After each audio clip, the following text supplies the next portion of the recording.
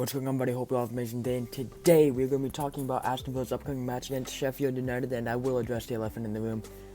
I've been gone, okay? I've been a little bit busy. Okay, I'm running out of excuses, but basically I just haven't uploaded, and this has been a recurring theme trying to iron it out, but I've taken long breaks before, and to be honest, I will probably take breaks in the future, but hopefully they're not as long as this one. The last time I uploaded was the match review after the Burnley loss, which really put morale on an all-time low. But you know, we just beat Leeds, and I'm in the mood today, and I have a late start for school tomorrow. I start school at noon, so I can stay up later and I can film this video for you guys. And I would like to be wearing my Villa gear, but unfortunately it is cold in my house right now, and I've whipped out Old Reliable. Some of you OGs might remember this thing. I used to wear this in all my videos.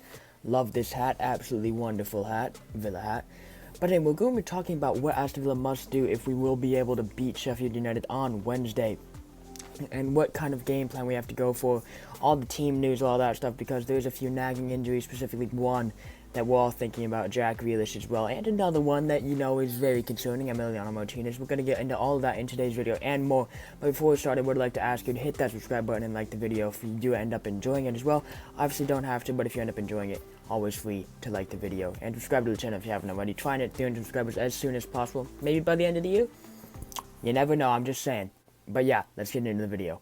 Alright, so we're going to start off with the team news just to get that out of the way. We pretty much all know this, but of course Jack Grealish is questionable, as well as Emiliano Martinez. He had a tight groin, and that was we were all wondering why Ezri Constantine and Mings were taking goal kicks at the end of the Leeds game, but apparently he had a tight groin, so hopefully Emiliano Martinez will be able to take the spot in between the sticks tomorrow against Sheffield United. But of course, even if he had one leg, he's probably going to start over our other goalkeepers, let's be real here. But Grealish, I don't know if he's going to play. He might be on the bench, but I think it's just going to be a little bit too soon for him. I'm aiming for the Wolves trip for when Jack's going to be back, and obviously we all know Wesley, Courtney House, and Matty Cash are going to be out, although Matty Cash did tweet a picture of himself back on the grass at Bodymoor Heath, so hopefully he will be back soon, maybe for the Wolves trip as well, maybe at least on the bench, can be a sub as well. But yeah, but some good news for Villa, at least in the injury department, is that Sheffield United is severely depleted in the defensive department, which is quite good for us considering they set up like a literal brick wall. I'm looking at it here. Sander Berger, defensive midfielder, Chris Basham, John Egan, Jack O'Connell, Jack Robinson, Jaden Bogle, and Jack Rodwell all injured. Obviously, no one cares about Jack Rodwell, who's heard of him since 2015. But with all these defensive injuries, Villa have got to take care of our chances. We have to finish our opportunities in front of goal, and we have to keep creating our chances. The chances like the extra chances that we created against Leeds. Anwar El Ghazi, I feel like, is going to have another brilliant game, considering Jack Grealish is most likely not going to be back. I hope Jacob Ramsey starts again, maybe even Morgan Sanson. I don't know Dino. I trust in Dino. Hopefully he will make a good decision. I am confident he will because he is a world-class manager. But it's also very important that Villa stay patient. If we get frustrated, which is not characteristic of us, but it can happen to anyone, if we get frustrated with one another and we start fighting with each other, we stop creating chances, then Sheffield United can hit us on the counter-attack. They have some decent players up top. The likes of Ollie Burke, the young Scotsman, can get the job done. David McGoldrick, their top scorer, Ollie McBoney. They can all put the ball in the back of the net if they get the opportunity presented to them. So we can't let them get that chance. I do think we will control this game, but it could be another game like Burnley where we walk away, heads held in our hands. How did we not win that game? But hopefully it's not. I do think we will win this game. I think Ollie Watkins is going to score. I think we're going to create chances, and I think we will win 3 or 4-0, to be honest. I think we're going to have a very good game. But it could be wildly off the mark there, but we're going to have to be at our best to break down the Sheffield United team, because we can't walk into halftime 0-0 knowing that they still think they're in this game and they're going to come out firing. And obviously they just lost 2-0 to Liverpool, so morale could be a little bit low. They were very much off the pace in that game. They were clearly second best to Liverpool, and a Liverpool team that's been off form, so hopefully their morale's low and we can catch them at their lowest point and put them to the side, brush them off, because statistically they're going to end up as one of the worst teams in Premier League history. Whether they are on paper is a different story, but statistically they probably will be. Alright, so for our main Villa men, we have got Emi Martinez in goal. Like I said, I think he will get the nod. He could be playing on one leg and will still probably get the nod. No complaints from me. The centre-back partnership program with Tyrone Mings and Ezri Konsa, that's nailed on. Absolute brilliant partnership, and they'll do it again against Sheffield United. I'm very confident. For the time being, Ahmed Al-Mohammadi has the right-back spot in the palm of his hands into the absence of Matty Cash. Matt Turger will maintain his spot at left-back. Very consistent player. What a absolute man Matt Turger is. What a player. And then our CDM roles, we've got John McGinn. He's a given. And then I've gone with Douglas Luiz. And considering how Marvelous played against Leeds, that might shock some people, but they've been flip-flapping in recent weeks. I expect Douglas Luiz to get the start. I love the way he plays, and I love the way Marvelous plays as well. So either of them can start, and I don't really care, to be honest. And then I've gone with young Jacob Ramsey, to maintain his spot in the attacking midfield role and start consecutive Premier League games for the first time in his career. He just really impressed me against Leeds. He was so agile. He played with such maturity and such confidence. Very good with the ball at his feet. I don't remember him making a mistake that really shocked everybody or really led to something for Leeds. So he was very good against Leeds, and I expect him to maintain his spot, especially given Ross Barkley's struggles in recent weeks and the fact that he threw his shin pads into the stadium. That's not professionalism, mate. Come on, no one does that. Come on. Also, I hope you bought a new bottle bag. Seriously, like, what are you doing?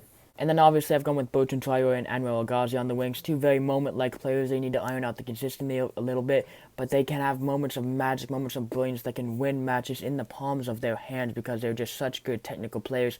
If they can iron out the consistency, they are absolutely deadly, and hopefully they will show up for this game against Sheffield United because we are going to need them. And then our main man up top, Ollie Watkins, our goal scorer, the poacher himself, will start. Of course he will.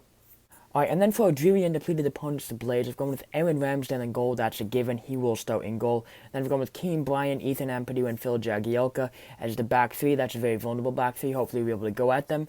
In the wing-back roles, I've gone with Enda Stevens and George Beldick.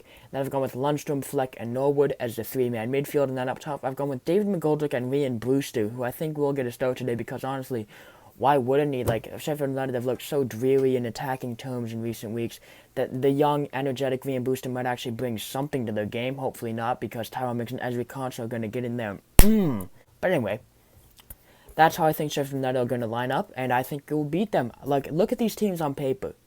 Who do you think is going to win? Pick the left one. Alright, now for some key men. I'm going with Anwar El Ghazi for the first one. He needs to show up again. Without Jack Grealish, he is going to be our main attacking outlet. We saw that against Leeds. He was absolutely brilliant. My man of the match. Completely brilliant performance from Anwar El Ghazi, and hopefully we can see that again, because now he's going to have confidence after scoring the solitary winner at Elland Road, where he's had some bad experiences in the past. We don't talk about it. But his skill on the ball is really going to showcase, I feel like, in this game, because he's going to drive at players and be confident. But there's going to be 2-3 players on him at a time, so he's going to have to get off the ball a little bit quicker. He likes to make dangerous runs down the line, but he's going to have to get off the ball. He's going to have to play it into the likes of Jacob Ramsey, who I think is another key man. Him and Anwar El Ghazi will have to make some combination plays. Jacob Ramsey is going to have to combine a little bit more, because we know he has the individual ability. And he showcased that he does have some chemistry with Anwar El Ghazi. He had a beautiful weight of ball, through ball to Anwar El Ghazi in the Leeds game, which almost resulted in a goal. So clearly he can pass the ball very well, Jacob Ramsey, and hopefully he can communicate with Anwar El Ghazi and Bertrand Traore and Ollie Watkins to set up some goals and at least some chances to score some goals in this game.